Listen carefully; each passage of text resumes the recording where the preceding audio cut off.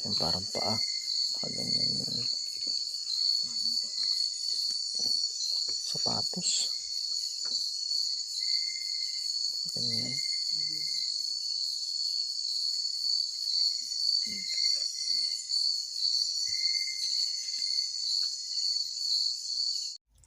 So, mga kasama, ito po yung aming huling update po sa aming treasure site.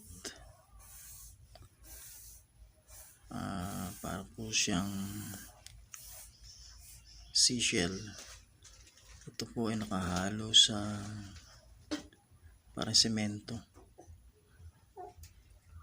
at napakatigas nito.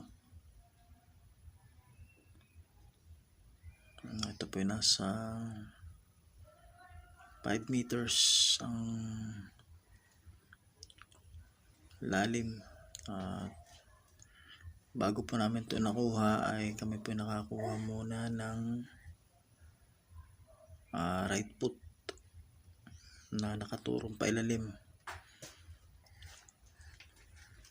At ito yung aming huling nakita doon, at meron pa itong mga maliliit. So kung meron po kayong ganito, ay kung meron kong may share,